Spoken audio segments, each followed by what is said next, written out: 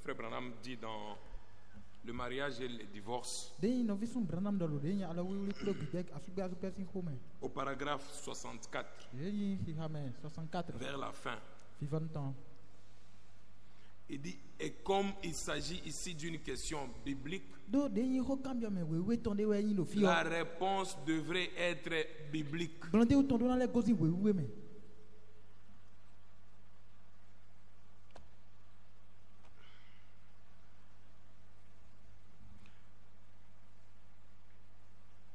Il y a une question d'un frère qui dit, à quel âge un jeune homme peut-il entrer dans les relations de fiançailles?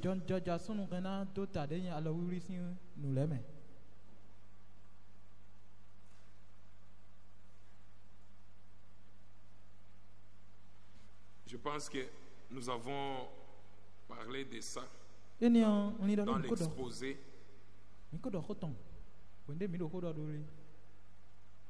Et j'aimerais ajouter une citation de Frère Branham que j'étais en train de chercher pendant l'exposé. J'ai retrouvé ça concernant l'âge. C'est dans la prédication le choix d'une épouse.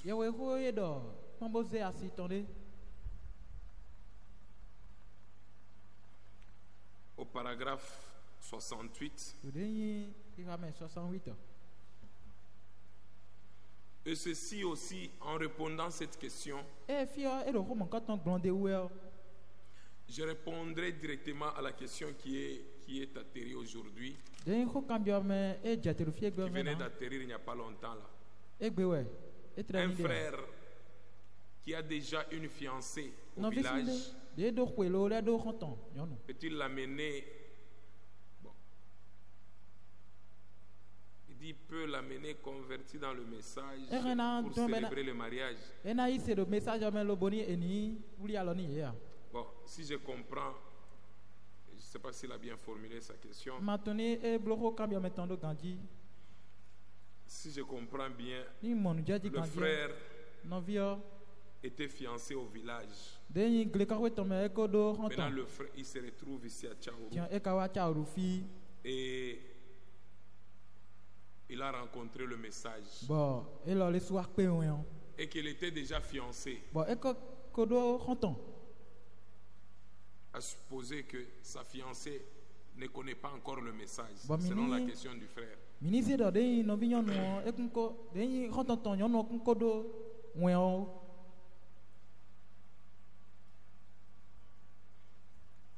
On va répondre ça ensemble avec... Je vais combiner les réponses puisqu'il y a des questions qui se répètent.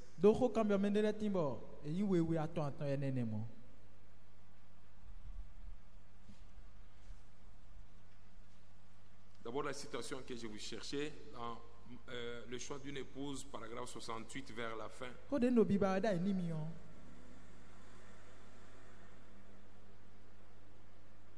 Le couple qui se présenta auprès de Frère Branham, qui n'avait pas, si vous lisez un peu, peut-être commencer un peu plus haut, vous allez comprendre l'historique. Vu le temps, nous prenons le paragraphe 68 vers la fin. Il dit puis je lui demandai, c'est un jeune homme qui est venu pour qu'on puisse bénir son mariage. Il n'avait pas d'argent, il n'avait pas de moyens pour payer le prêtre. Et là, c'est lui qui l'a amené auprès du frère Branham. Il dit que non, il ne va pas te faire payer. Lui, néanmoins, il va bénir. Mais avant cela, le frère Branham avait quelques questions. Et dans leur entretien, la première question, c'était l'âge. La deuxième question, c'était de savoir si le jeune homme avait un logement. Où est-ce qu'il allait mettre sa femme? Et la troisième, c'était du travail, source de revenus. Parce qu'on parle du travail, ce n'est pas toujours un travail de bureau ou travailler dans une usine. Donc ici on parle de sources de revenus pour répondre aux besoins de la femme. Le frère Branham lui pose la question: es-tu à l'âge de pouvoir te marier? Et ça c'est on demande à la jeune, à la dame. Elle répondit: oui, j'ai l'autorisation écrite de mon père et de ma mère. Vous comprenez? Et il dit que, et puis elle dit: j'ai dû la présenter à la cour pour avoir ma licence. Donc en Amérique, comme elle avait l'autorisation des parents, nous savons déjà qu'elle était trop jeune, mais néanmoins, pour que le frère Branham bénisse ce mariage, il fallait qu'il soit rassuré que tout était en ordre. Est-ce que tu es à l'âge de pouvoir te marier? Elle répondit: oui, j'ai l'autorisation écrite de mon père et de ma mère. J'ai dû la présenter à la cour pour avoir ma licence. Très bien, lui répondis-je.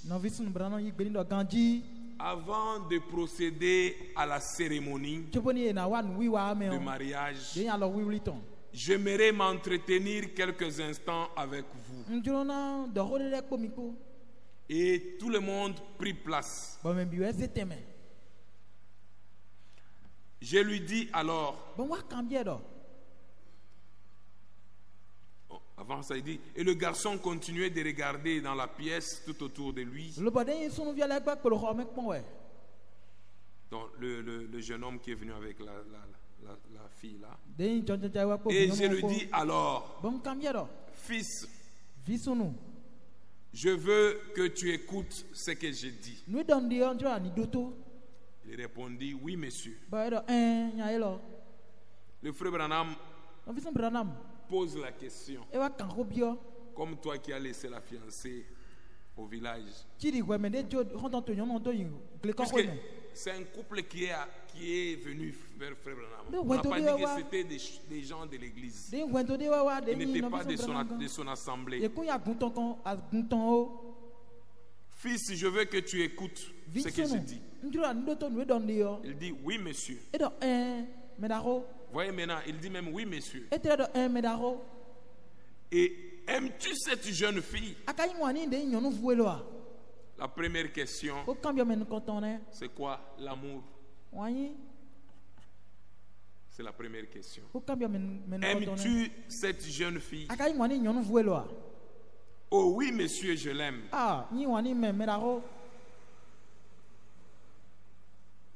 Et le frère Branham dit à la fille: et toi, l'aimes-tu? Oui, monsieur, je l'aime. Je leur dis: avez-vous un logement? Pas avez-vous l'argent pour me payer? Avez-vous un logement? Oui, monsieur. Très bien, dis-je. Je vais vous poser une autre question. Le frère Branham pose la question. Il demande au jeune homme: tu travailles toujours à la WPA?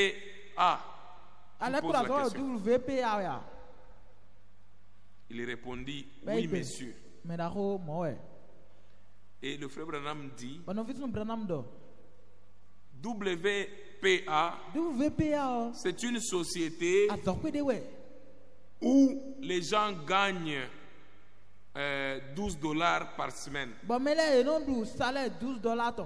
J'ai fait des calculs ici. $12 par semaine. $1 à 5. Prenons $1 à 500. $12, ça fait pratiquement 6 000 par semaine. C'est ce qu'il gagne. Ce qui fait fois 4 semaines ou 5 semaines, ça fait 30 000. Maintenant, frère Branham, éthique, quelqu'un qui touche $12 par semaine ou qui touche 6 000 francs CFA par semaine, il veut se marier. Écoutez ce qu'il lui pose comme question. Penses-tu que tu pourras survenir aux besoins de ton épouse?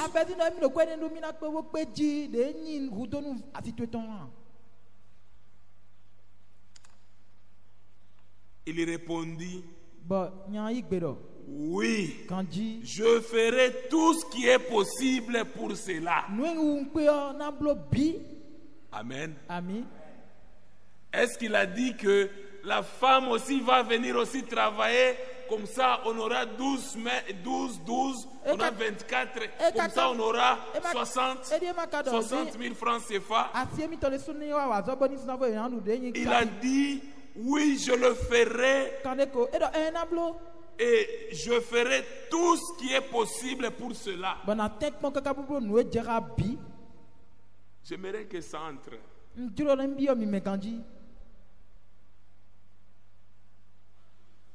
Puisque surtout ici, il y a trop de confusion. Quelqu'un, il connaît que sa source de revenus ou son salaire ne lui permet pas de se marier ou ne le permet pas de survenir aux besoins de sa femme. Il va chercher celle qui est aussi qui travaille avec des calculs dans sa tête. On va mettre l'argent ensemble. J'aimerais que ça puisse entrer. L'homme doit survenir aux besoins de sa femme. Tu ne peux pas commencer le problème de mariage alors que tu n'as pas de revenus. Il faut être très sûr que tu vas survenir à ses besoins.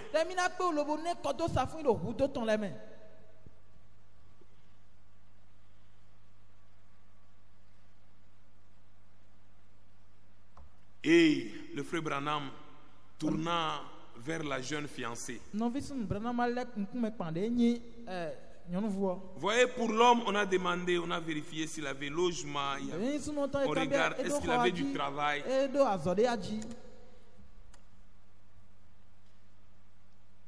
Le frère Branham se tourna vers sa fiancée et lui dit, et toi, sœur, que feras-tu s'il perd l'emploi? S'il perd l'emploi, retourneras-tu chez papa et maman?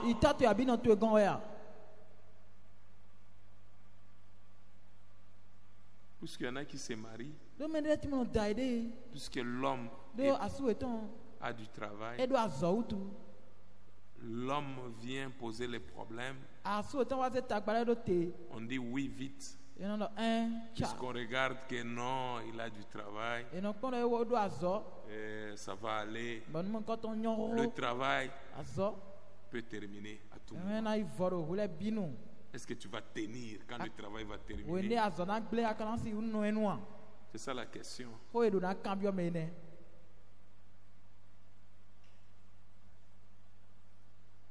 s'il perd son emploi, retournera-t-il chez papa et maman? Non, monsieur, je resterai avec lui. Je resterai avec lui. Et si tu as 3 ou 4 enfants, jeune homme, il pose la question au jeune homme.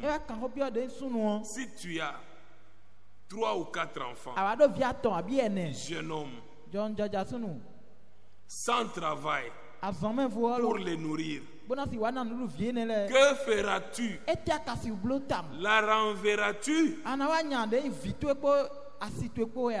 Puisqu'il y a beaucoup même des frères, il perd le travail, il retourne sa femme chez ses parents. Non, c'est pas correct ça.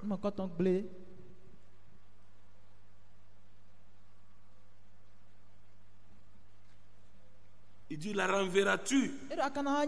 Il me répondit, non, monsieur, je lutterai jusqu'au bout. Il faut lutter jusqu'au bout. Nous trouverons une issue. Amen. Un mariage où Dieu est dedans, vous trouverez une issue. Même si le mari perd l'emploi, Dieu, il va frayer un chemin. C'est très important. Alors au paragraphe 73, le frère Branham dit, j'ai réalisé qu'il l'aimait. Il l'aimait réellement. Et tous deux s'aimaient profondément. Et je les disais donc mariés. Vous avez compris. Que Dieu vous bénisse. On passe à une autre question. C'est pourquoi quand vous lisez cette prédication, le choix d'une épouse,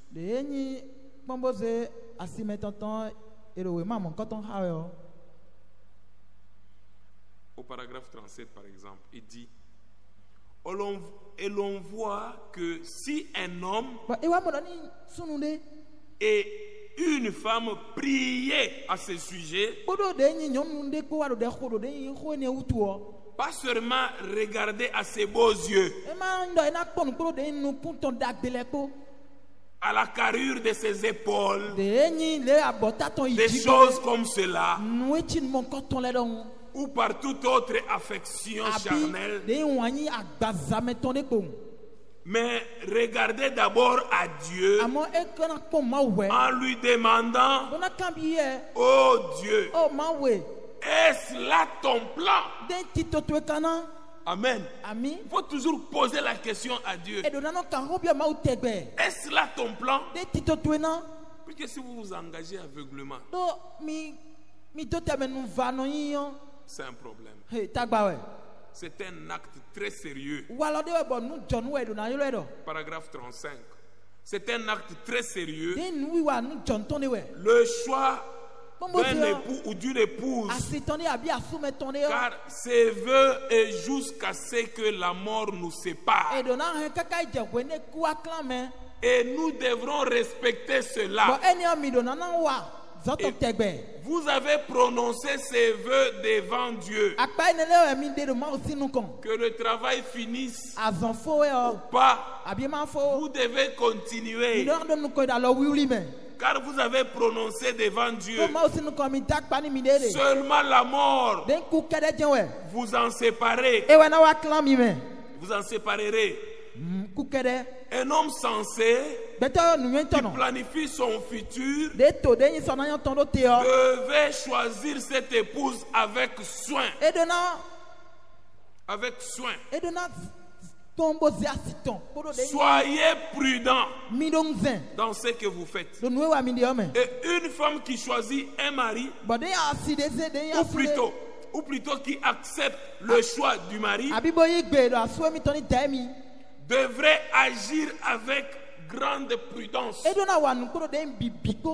Et particulièrement en ces jours-ci. Tout homme doit bien réfléchir et prier avant de choisir sa femme. Je crois que c'est actuellement ce qui est la cause de tant de divorces. C'est parce que les gens n'ont pas pris ça au sérieux.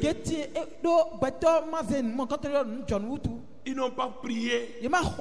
Ils se sont engagés aveuglement. Peut-être par une influence externe. Et ils se sont lancés. Et ne savent pas s'en sortir. Il dit, je crois que c'est ce qui est la cause de tant de divorces. Puisque au début, les choses n'étaient pas faites correctement.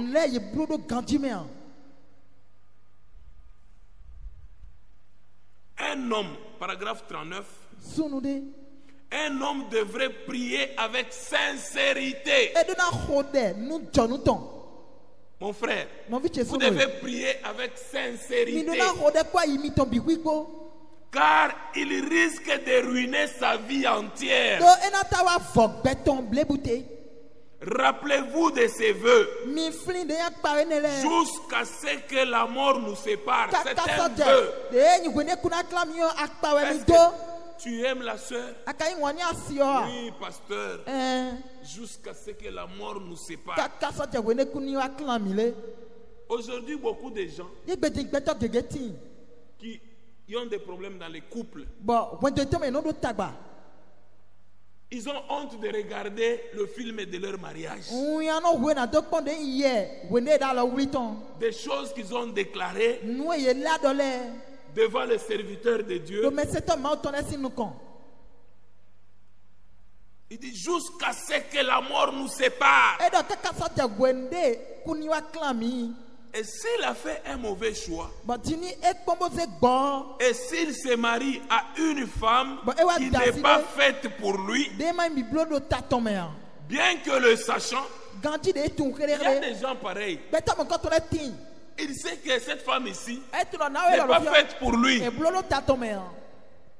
Peut-être c'est à cause des choses qu'elle cachait, peut-être on ne connaît pas. La fortune, les privilèges, la beauté, tout ça. Il s'engage dedans. Il dit, s'il a fait un mauvais choix, s'il se marie à une femme qui n'est pas faite pour lui,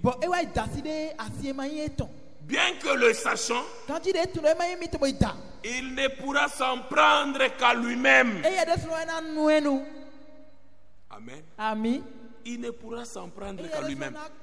C'est pourquoi on n'a pas voulu que les mariés puissent venir. On a voulu traiter avec ceux qui ne sont pas encore engagés.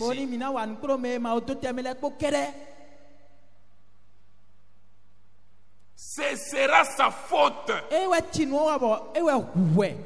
Et si une femme prend pour époux un homme qu'elle sait être incapable d'être un bon mari, ce sera tant pis pour elle. Car avant de s'unir, elle connaissait le pour et le contre. Donc vous ne devriez pas vous marier avant d'avoir sincèrement prié.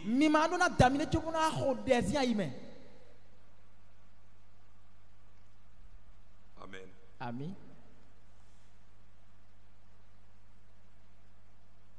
Maintenant, je vais prendre une autre question.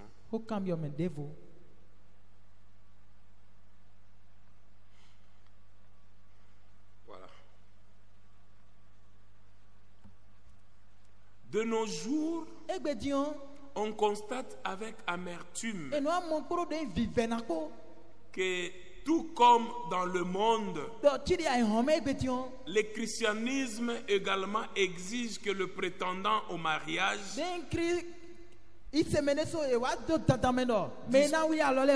dispose de moyens, surtout les moyens financiers,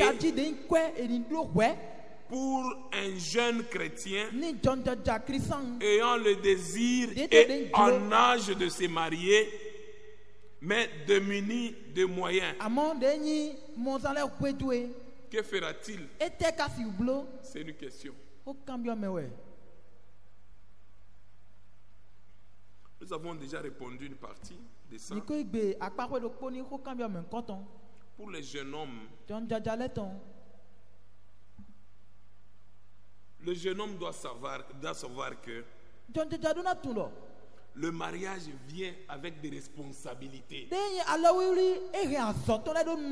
y a des responsabilités. Il faut la nourrir. Il faut la vêtir. Je pense que c'est dans Éphésiens.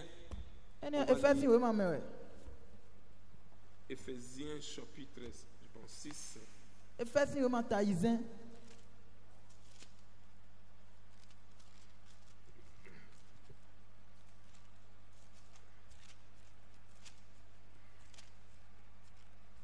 Éphésiens chapitre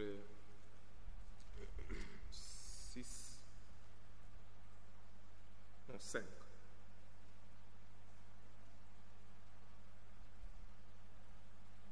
Voilà, c'est 5. Le mariage vient avec des responsabilités. Le verset 25. On commence par le verset 25. Marie, que chacun aime sa femme comme Christ a aimé l'Église et s'est livré lui-même pour elle, afin de la sanctifier en la purifiant et en la lavant par l'eau de la parole, pour faire paraître devant lui cette église glorieuse, sans tache ni ride, ni rien de semblable, mais sainte et irréprochable. Écoutez, c'est ainsi que le mari doit aimer sa femme comme son propre corps. C'est lui qui aime sa femme, s'aime lui-même. Car jamais personne n'a haï sa propre chair, mais il la nourrit. Amen. Il la nourrit et en prend soin. Tu dois être à mesure de nourrir ta femme et de prendre soin d'elle. Le mariage vient avec des responsabilités.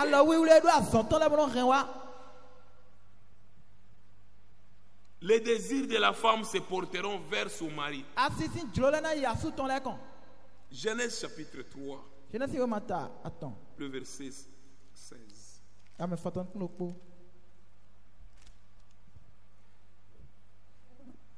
Il dit à la femme, j'augmenterai la souffrance de tes grossesses. Tu enfanteras avec douleur et tes désirs, suivez très bien, tes désirs se porteront vers ton mari. Amen. Tes désirs se porteront vers ton mari, mais il dominera sur toi. Donc, l'homme doit être à mesure de satisfaire ses conditions. Il faut avoir un salaire ou des revenus.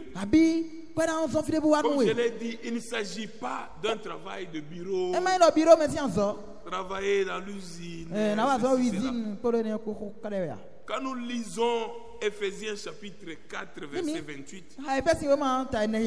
L'homme doit être capable d'utiliser ses mains pour survenir aux besoins de sa femme. Éphésiens chapitre 4. Nous lisons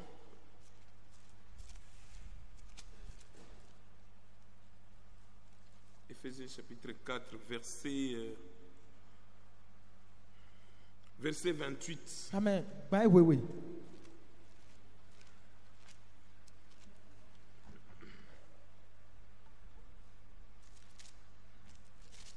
La Bible dit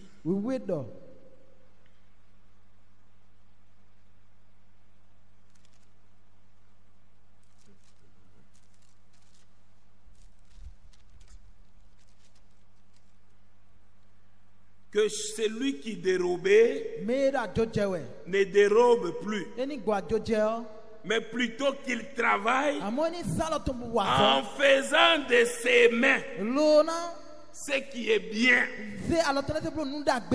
pour avoir de quoi donner à celui qui est dans le besoin. On peut ajouter aussi Actes chapitre 20. Donc il faut utiliser le main pour survenir aux besoins de sa femme.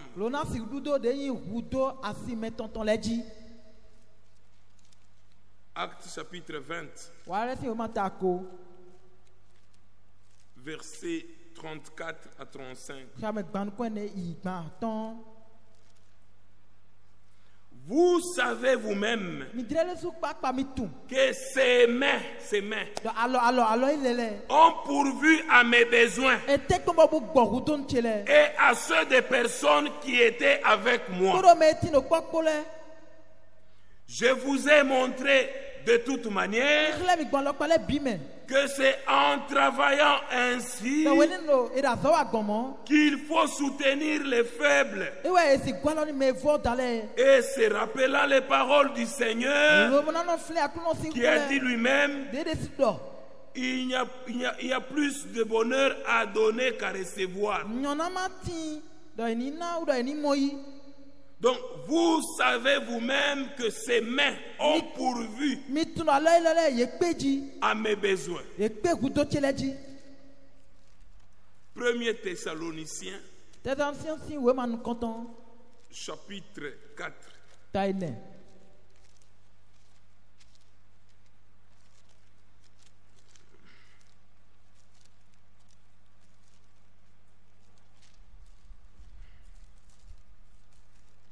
Thessaloniciens chapitre 4 verset 11. Le verset 11 et 12. Et mettre votre honneur à vivre tranquille, à vous occuper de vos propres affaires et à travailler de vos mains. Même faire le champ, c'est un travail. Là, utiliser le main en faisant le chant.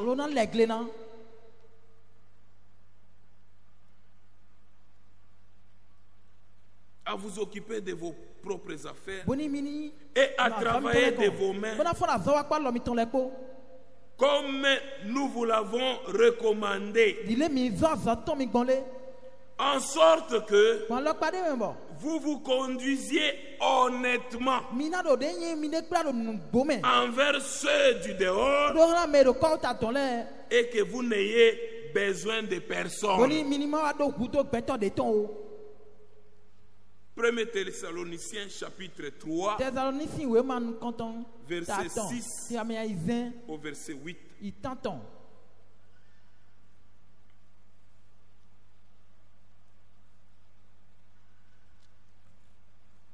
Non, par contre, 2 Thessaloniciens.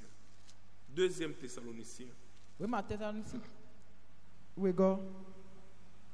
Chapitre 3 verset 6 à 8.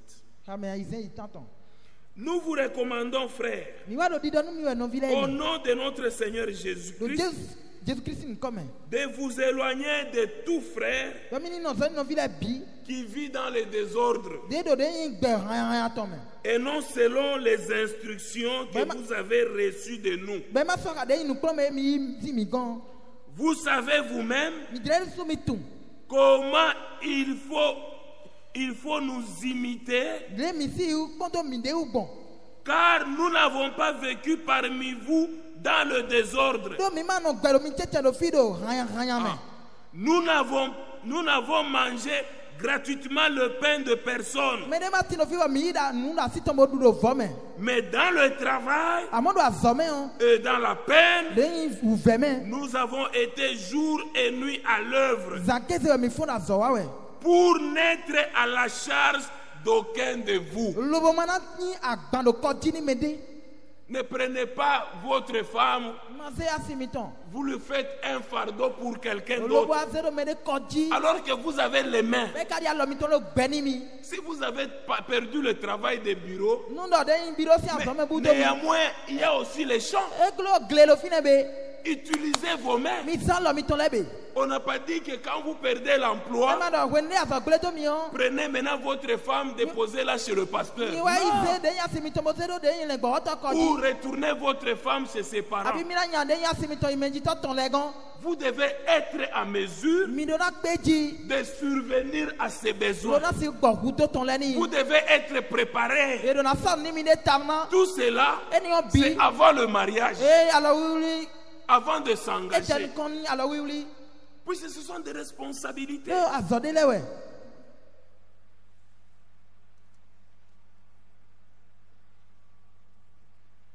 Versets 11 et 12. Nous apprenons cependant qu'il y en a parmi vous quelques-uns qui vivent dans le désordre, qui ne travaillent pas, mais qui s'occupent des futilités. Nous invitons ces gens et nous les exhortons par le Seigneur Jésus à manger leur propre pain en travaillant paisiblement.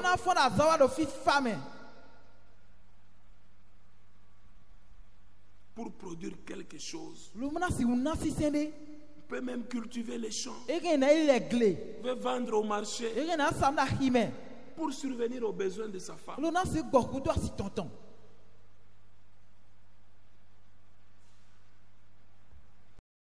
N'importe quoi qui peut vous donner un revenu.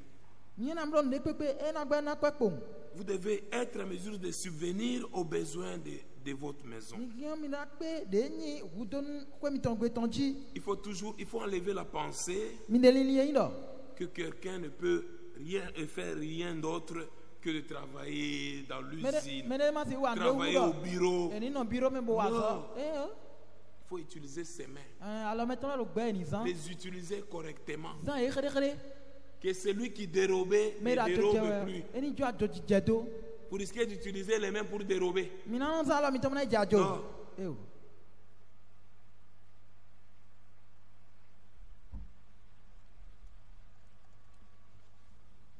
Il faudrait que vous ayez un lit. Vous devez avoir un lit. Un lit. Ah. Il faudrait vous engager. Vous n'avez même pas de lit.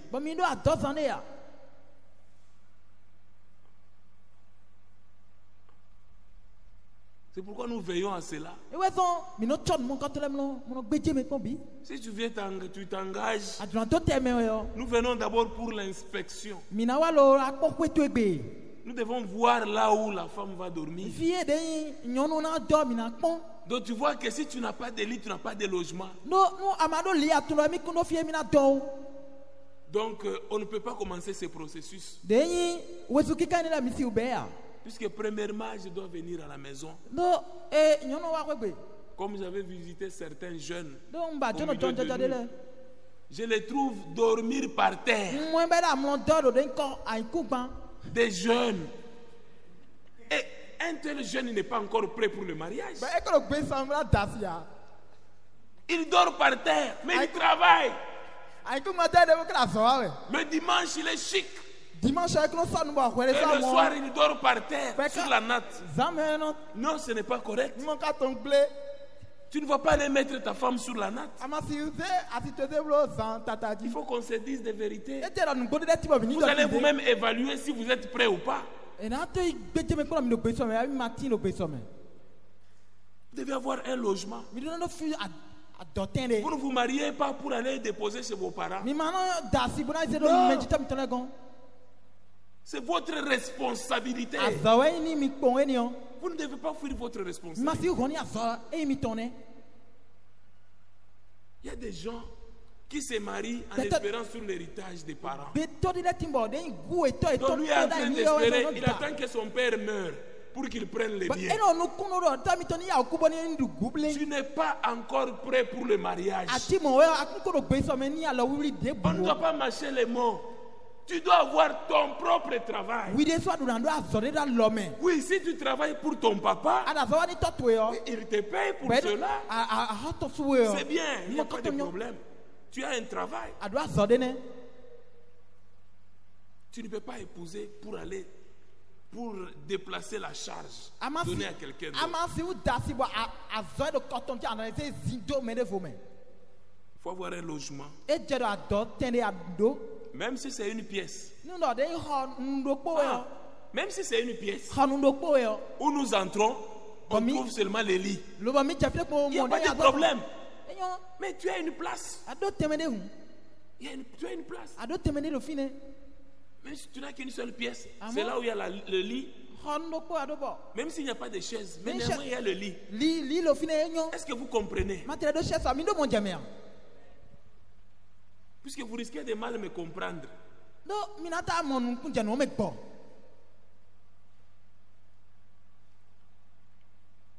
Vous avez même une pièce, il n'y a pas de problème. C'est déjà beaucoup, c'est assez déjà pour un débutant. Ce n'est pas dire que tout le monde commence par la rose. Il y a des gens qui ont commencé par la, je ne sais pas, la hutte. Ils dormaient d'abord dans la case. Mais sur les lits. Et puis après c'est comme ça.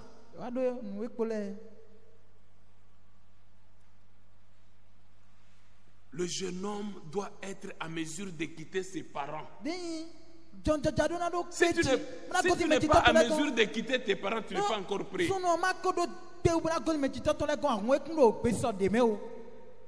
Tu dois être à mesure de quitter tes parents pour commencer ton foyer.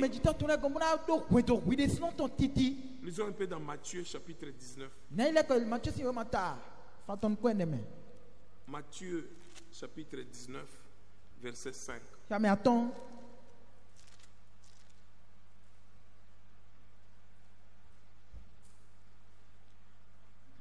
Et qu'il dit, c'est pourquoi l'homme quittera son père et sa mère et s'attachera à sa femme.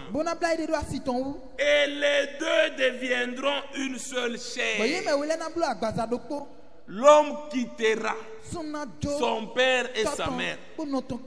Il y a des hommes. Il est homme, c'est parce que vous le voyez. Un homme qui n'a pas encore quitté ses parents. Il se dispute avec sa femme. Il va l'accuser chez ses parents. Un problème surgit chez les parents vite. Tu n'es pas encore prêt pour la vie ensemble. Tu n'es pas encore prêt. Tu n'as pas encore quitté les parents. Tu dois être à mesure d'assumer. Tu dois assumer tes responsabilités.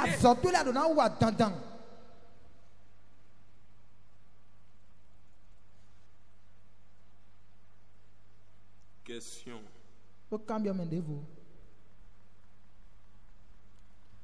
Sinon, une question qui commence, il dit, quelles sont les conditions de base nécessaires et indispensables à remplir avant de s'engager?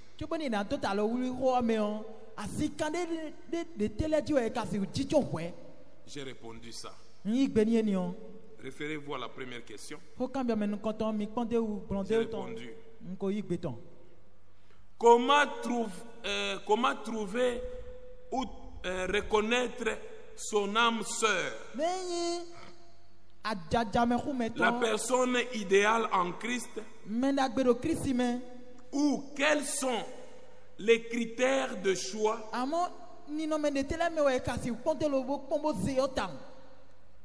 Quels sont les critères de choix d'une fiancée ou d'un fiancé?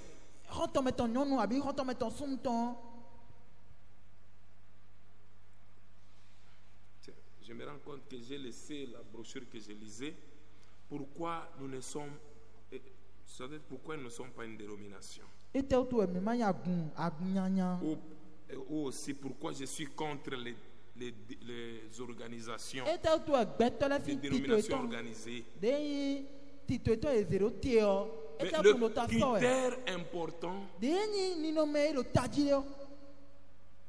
c'est la nouvelle naissance. Quand vous lisez dans pourquoi nous ne sommes pas une dénomination ou bien pourquoi je suis contre,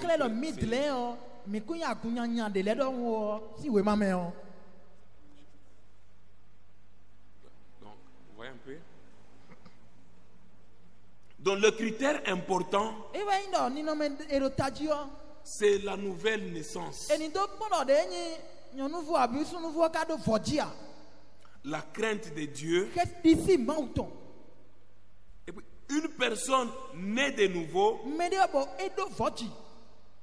peut remarquer que le Seigneur a commencé dans sa vie. Peut remarquer ce que le Seigneur a commencé dans sa vie. Il peut le remarquer. On peut lire d'abord dans Philippiens chapitre 1.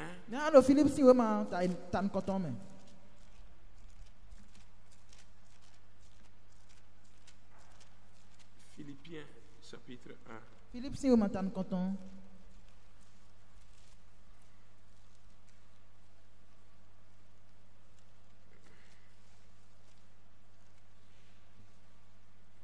Verset 6.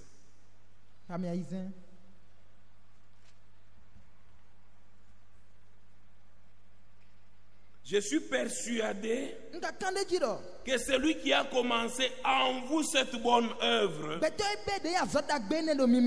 la rendra parfaite pour les jours de Jésus-Christ. Ah. Une personne née de nouveau peut remarquer cela, que celui qui a commencé cette œuvre va la rendre parfaite. On peut lire d'abord le choix d'une épouse. Le frère Branham, voilà, même dans le choix d'une épouse, le frère Branham insiste sur la nouvelle naissance. Au paragraphe, le choix d'une épouse, paragraphe 48. Voilà. Le paragraphe 48, le choix d'une épouse. Car il serait convenable quand un chrétien désire se marier. Est-ce que vous suivez nos critères? Ce n'est pas la beauté, l'apparence là. Nous avons aussi nos critères. La beauté, c'est un bonus. Mais le critère, quand un chrétien désire se marier, qu'il choisisse une femme qui soit véritablement née de nouveau.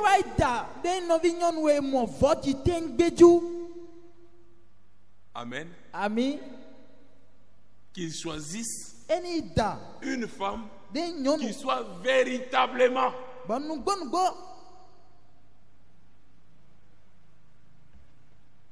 née de nouveau. Quelle que soit son apparence extérieure, c'est ce qui se trouve en elle qui est son véritable moi.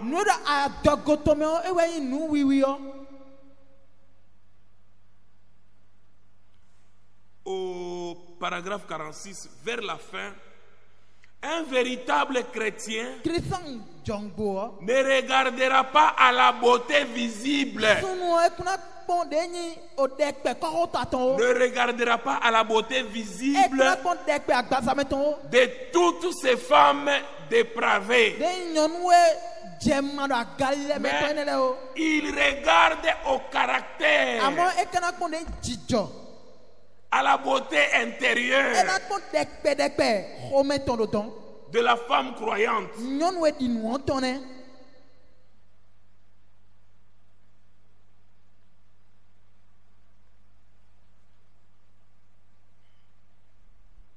On continue.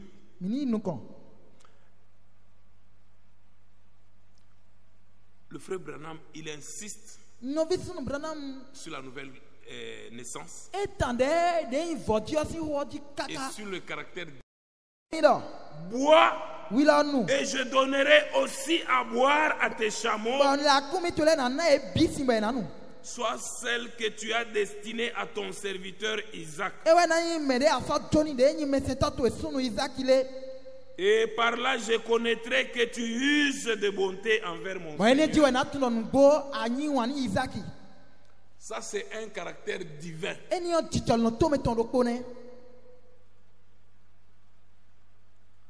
L'apparence extérieure, elle est trompeuse. Proverbe 31. Proverbe 31, au verset 30.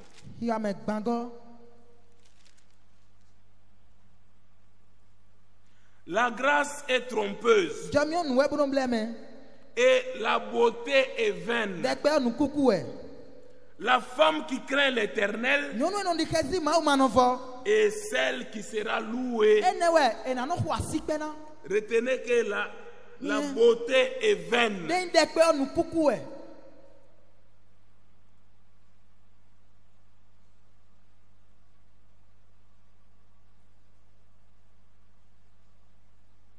Par la nouvelle naissance, vous devez avoir la même foi. Vous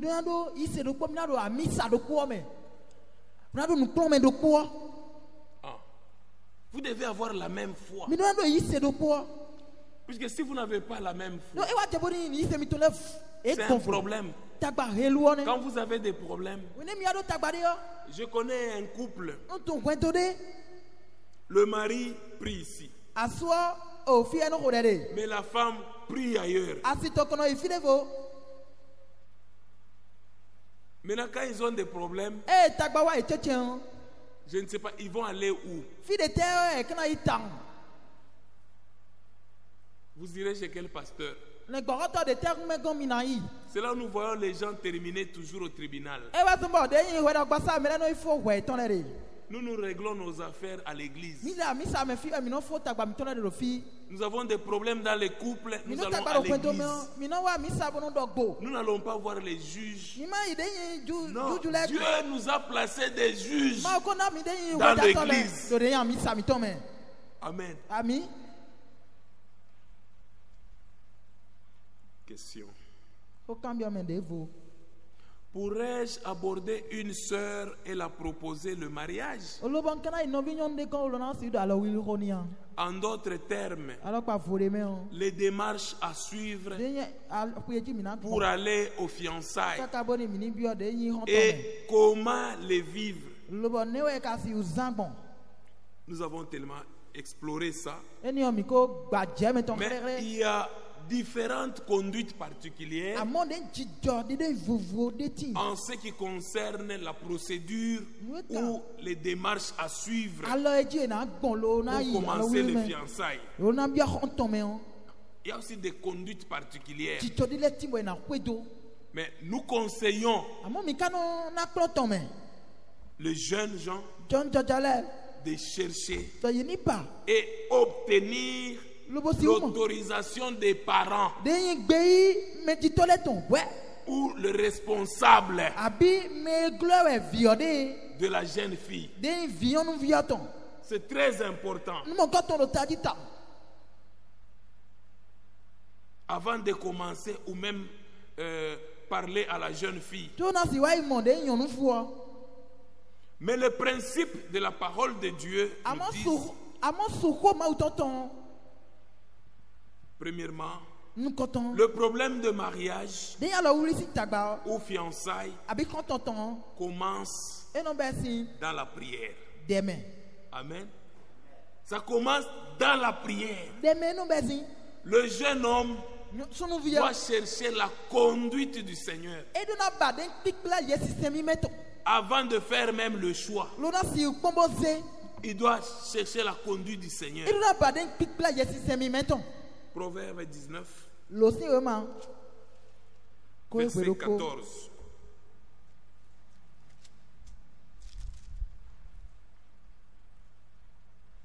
On peut hériter de ses pères une maison et des richesses. Mais une femme intelligente est un don de l'Éternel. La Bible nous dit une femme qui a beaucoup étudié. Non. Une femme intelligente, c'est un don de l'Éternel. On peut lire même dans Proverbe aussi 18, verset 22. Celui qui trouve une femme trouve le bonheur. C'est une grâce qu'il obtient de l'Éternel. Avant d'aborder la jeune fille,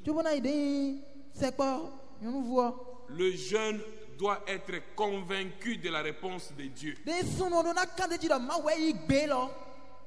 Tu dois être d'abord convaincu de la réponse de Dieu. Tu risques d'arriver vers les parents de la fille. On te pose des questions, tu commences à tituber. Puisque tu n'as pas toi-même la certitude, tu n'as pas cette certitude en toi. Puisque quand tu as la certitude, rien ne peut te bloquer. Amen. Très important. Il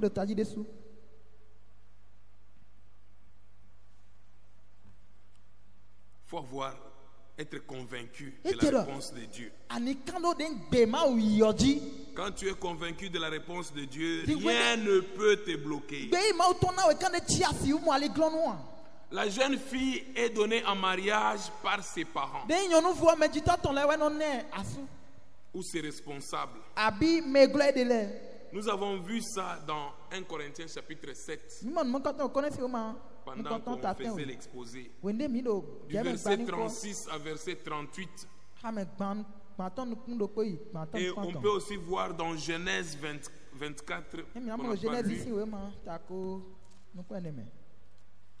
Genèse 24, verset 50.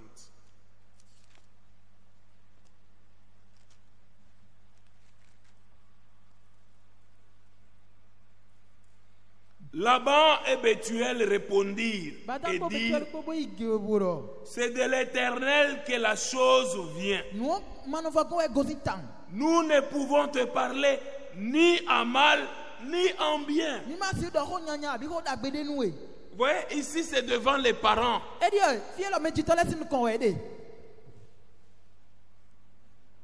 On peut aussi ajouter ce que le frère Branham dit dans le choix d'une épouse. Paragraphe 68b.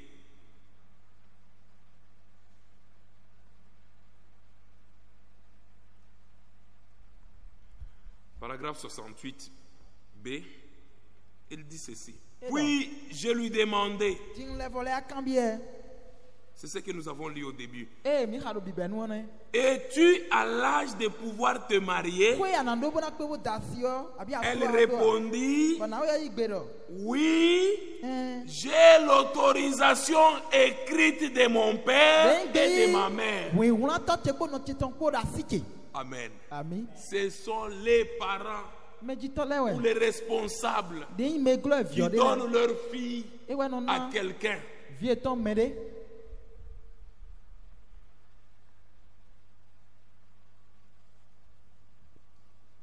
les parents peuvent annuler le vœu que la jeune fille a fait à un frère. Ah, je vois le frère me regarder dans les yeux. Oui, les parents peuvent annuler. Vous commencez vos choses, les parents ne sont pas informés. Ça arrive au niveau des parents, ils disent non. C'est un ordre. On peut lire ça dans Nombre 30. Nombre chapitre 30. C'est pourquoi vous devez faire attention. Ne vous engagez pas à l'aventure. Il faut réunir tous les préalables.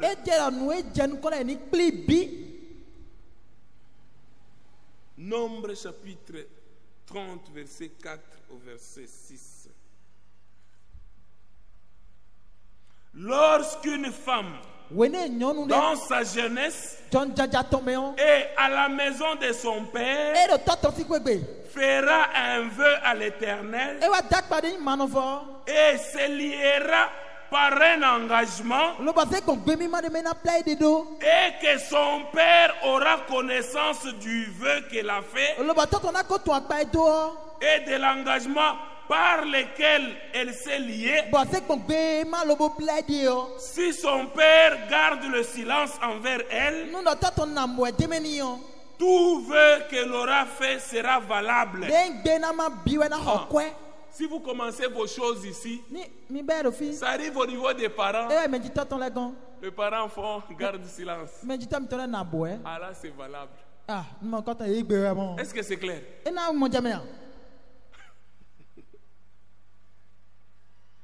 Et tout engagement par lequel elle se sera liée sera valable. Mais si son père la désapprouve, le jour où il en a connaissance, tous ses vœux et tous les engagements par lesquels elle se sera liée n'auront aucune valeur. Amen. N'auront aucune valeur. Et l'Éternel lui pardonnera parce qu'elle a été désapprouvée de son père.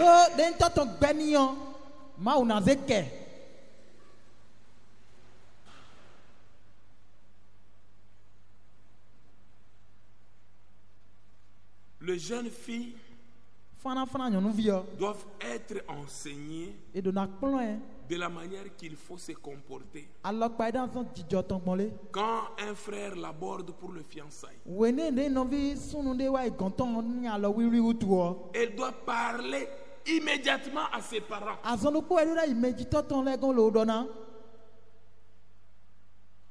C'est ce que nous avons vu dans Genèse 24 au verset 28.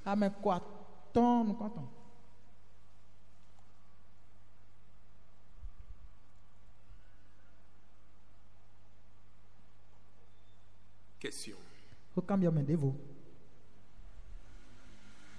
Comment faut-il éviter les désirs charnels de la jeunesse pour plaire à Dieu?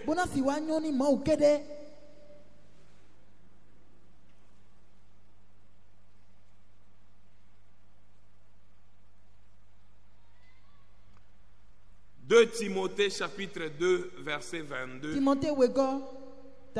Fuis les passions de la jeunesse. Recherche la justice, la foi, la charité, la paix avec ceux qui invoquent le Seigneur d'un cœur pur.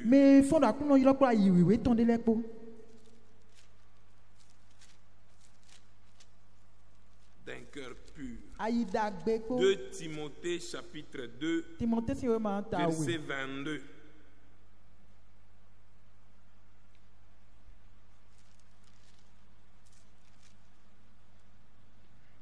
Fuis les passions de la jeunesse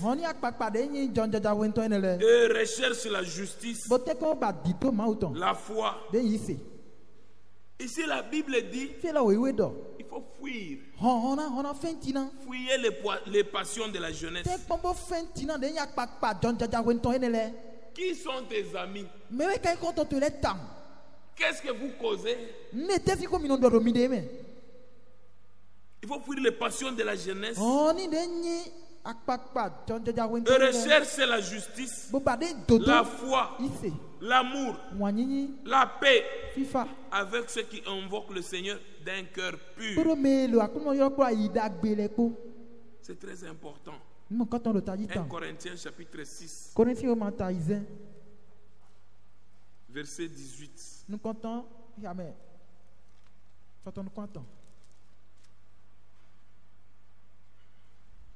Fuyez la débauche. Quelque autre péché qu'un homme commette, ce péché est hors du corps. Mais celui qui se livre à la débauche pêche contre son propre corps.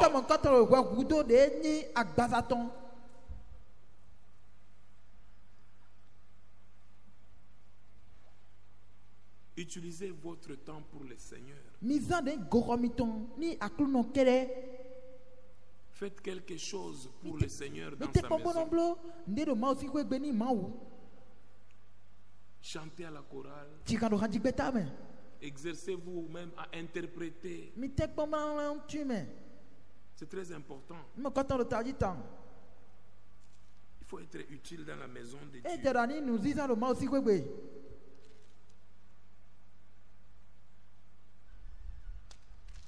1 Corinthiens chapitre 7, verset 32. Or, je voudrais que vous soyez sans inquiétude. Je voudrais que vous soyez sans inquiétude. Écoutez, celui qui n'est pas marié s'inquiète des choses du Seigneur. Si vous voulez plaire à Dieu, inquiétez-vous des choses du Seigneur. Interprétez, chantez dans la chorale. Ce sont les choses du Seigneur. Des moyens de plaire au Seigneur. Évitez de s'exposer à la pornographie. Vous êtes dans le téléphone. Au lieu d'avoir des cantiques, au lieu de réécouter les audios que nous vous envoyons,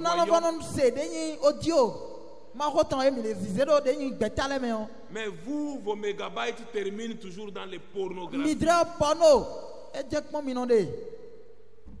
Fuis les passions de la jeunesse.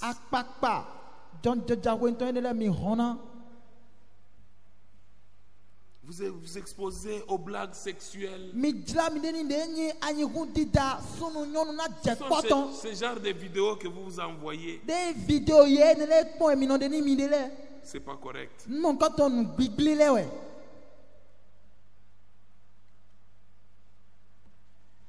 Philippiens chapitre 4, verset 8. Vérifiez ce qui est dans vos pensées.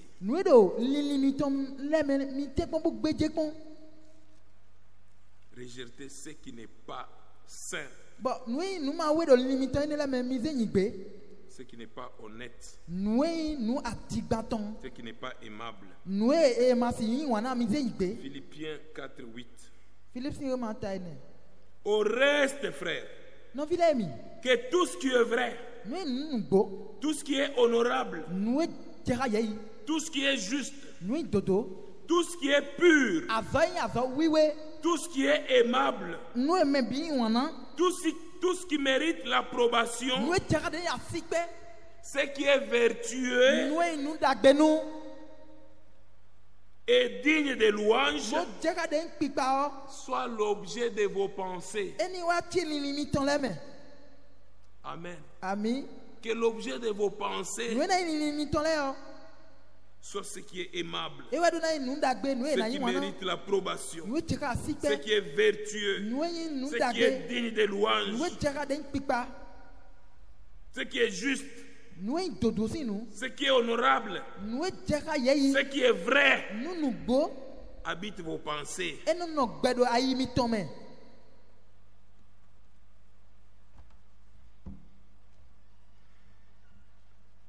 Question. Comment faut-il reconnaître une vraie femme de sa vie? Nous avons répondu à cela. Nous avons dit qu'il faut prier sincèrement pour la conduite du Seigneur et considérer la parole de Dieu dans le choix et la conduite.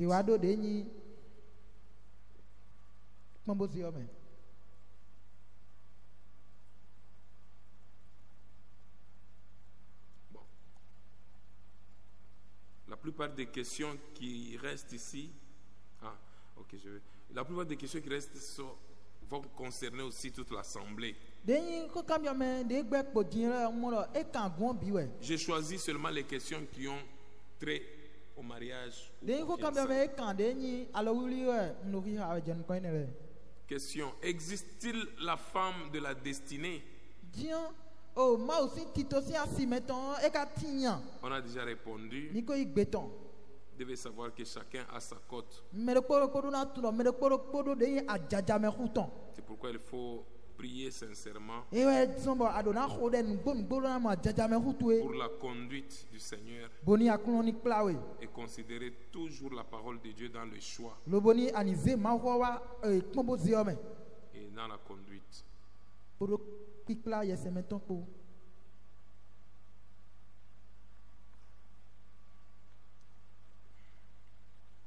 Quels sont alors les différents critères sur lesquels on se base pour faire son choix? On a répondu à ça. Peut-on se baser sur les visions et songes pour déterminer sa conjointe? La réponse: non. Nous avons déjà répondu. Sœur, ne vous laissez pas intimider.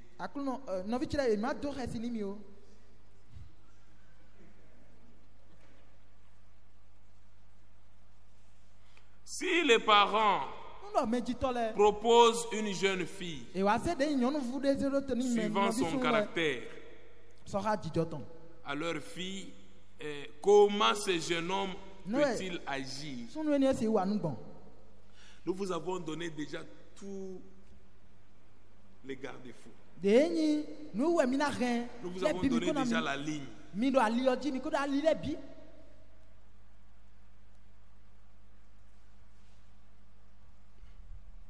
Que Dieu vous bénisse. Que le Dieu de toute éternité bénisse tout un chacun. Nous avons répondu dans la mesure de la grâce que le Seigneur nous a accordée.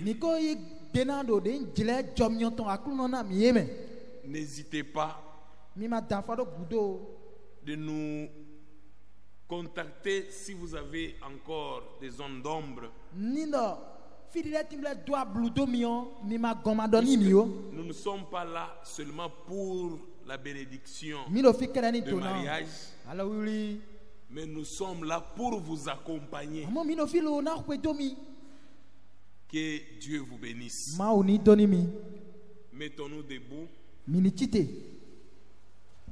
Et je vais inviter le frère Théodore à venir prier pour clôturer cette séance. Et je vous remercie pour votre patience, pour le temps que vous avez consacré, puisque nous avons dit que nous terminerions à 16h juste, mais il est 16h51. Inclinons nos têtes. Éternel notre Dieu, nous te sommes infiniment reconnaissants pour ce que tu fais dans la vie de tout un chacun de nous. Éternel Tu dis dans ta parole que tu montres la voie aux pécheurs afin de le ramener. Et chaque jour, tu ne cesses de nous parler afin de nous ramener. Toi, tu vois mieux que nous. Ce que nous n'arrivons pas à voir, toi, tu arrives à voir.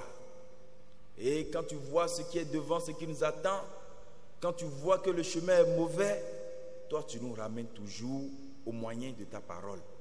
Nous te disons infiniment merci. Seigneur, notre Dieu, tu as parlé à chacun de nous. Si au milieu de nous, quelqu'un, après avoir entendu toutes ces paroles, se voit sur un mauvais chemin, se voit dans le copinage du monde, dans la fornication, Éternel notre Dieu, permets en sorte qu'il soit ramené. Que la parole, Seigneur, qui est sortie aujourd'hui, soit aggravée dans son cœur, afin qu'il puisse faire les choses fidèlement selon ta parole. Éternel notre Dieu, nous nous recommandons entre tes mains. Tu as dit que celui qui a trouvé une bonne femme a trouvé le bonheur. Permets en sorte que chacun de nous, Seigneur, nous puissions trouver le bonheur sur notre chemin. Aide-nous, Seigneur, à ne pas nous précipiter, comme ta parole vient de nous le montrer. Aide-nous à agir conformément à ta volonté. Et en ce lieu, Seigneur, si un jeune homme se lève, prie et cherche ta face, révèle-toi, Seigneur, à ce jeune homme, pour la gloire de ton nom.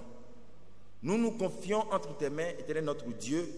Nous te prions, Seigneur, qu'il n'y ait plus des erreurs au milieu de nous, mais que chacun de nous, nous qui avions écouté cette parole, que nous puissions faire les choses conformément à ta volonté. Agis dans notre vie, Seigneur. Éloigne de nous les passions de la jeunesse. Aide-nous, Seigneur, à vivre ta parole, à faire comme toi tu le veux. Seigneur, s'il y a au milieu de nous des frères, des sœurs qui sont en train de te parler, de crier à toi depuis fort longtemps, je crois que, Seigneur, cet après-midi, tu as été la réponse à plusieurs de nos prières. Que ton nom soit loué, Seigneur notre Dieu. Prends le contrôle de toutes choses dans notre vie. Conduis-nous, Seigneur Dieu Tout-Puissant, toujours dans ta parole. Ta parole dit que toutes choses ont été faites par la parole. Seigneur, que tout dans notre vie soit fait selon ta volonté, selon ta parole. Conduis chacun de nous, Seigneur. Guide-nous. Aide-nous, Seigneur, à marcher dans ta volonté. Seigneur, s'il y a aussi, nous prions aussi pour tous ceux en ce lieu qui sont déjà fiancés et autres. Permets-leur de pouvoir marcher fidèlement dans ta parole. Seigneur, au milieu de nous, s'il y a des gens qui ont été fiancés dans le monde avant de venir ici, parle à chacun d'eux afin qu'ils puissent savoir comment se conduire pour la gloire de ton nom.